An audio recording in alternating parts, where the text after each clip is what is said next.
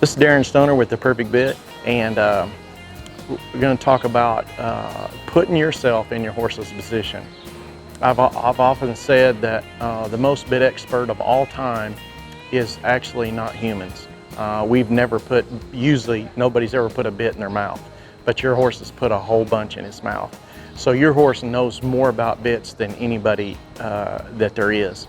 So it's easy to be as bit expert as your horse is. Just imagine you putting a bit in your mouth and letting somebody pull on the reins, and then we'll ask you, if you're the horse, do you understand it? So with that, let's put ourselves in a horse's position. As a colt, they're taking a ring snaffle and they're putting pressure on the corners of that horse's mouth, right, left, breaking the pole, those kind of things. And so we do pressure release training, and he understands that. The next thing we're going to go into is we're going to apply some kind of curb chain pressure, usually with really something short to introduce them to it, and apply pressure there. Any other pressure points than that, a roping horse, a cutting horse, a barrel horse, a ranch horse, they've never been pressure release trained for any other point. And put yourself in your horse's position. Imagine if on your work, you go to a certain area and for whatever reason, somebody just whips on you. And you can't figure out why you're getting it and how to get relief from it. And that sounds ridiculous, but really we're doing that to horses. If you're banging in the roof of your horse's mouth, they've never been pressure release trained for that. They don't know why that's happening. So if you do that, your horse, let's go back to you on the job.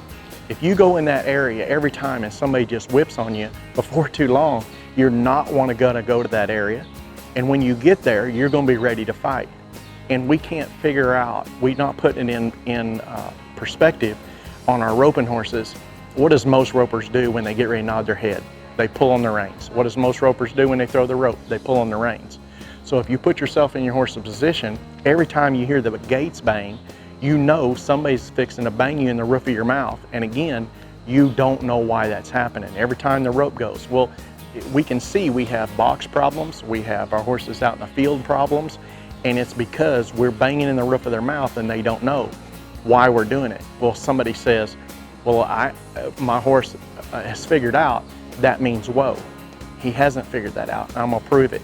If you take any bit and take the curb chain off and you take your tie down off, so you're going to have a bit that's going to hit on the roof of his mouth, a port or a broken snaffle doesn't have the ball joint in it, it's going to poke them in the roof of their mouth.